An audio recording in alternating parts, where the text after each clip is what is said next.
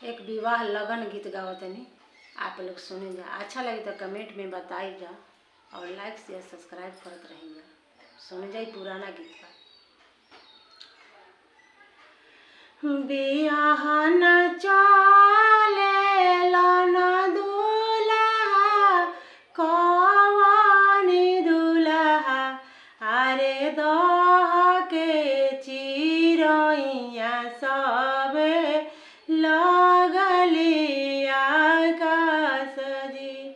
अरे दह के चिरैया सब लगली आकाश जी।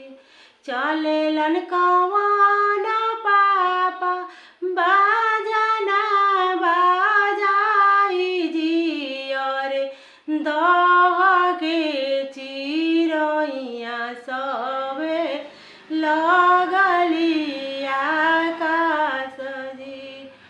कोई को से बासी प्रभु जी घर से दुआर जी। अरे कोई को से बसे प्रभु जी कुल परिवार जी।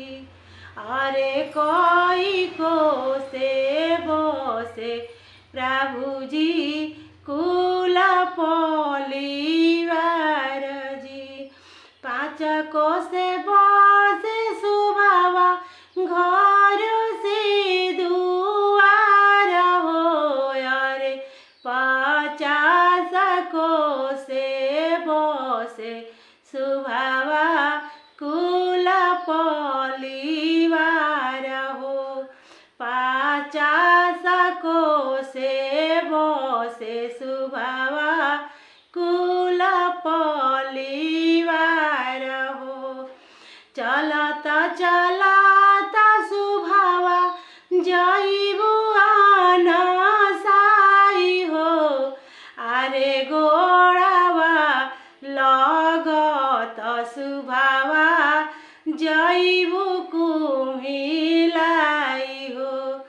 अरे गोड़ावा लगत सुभावा जइबू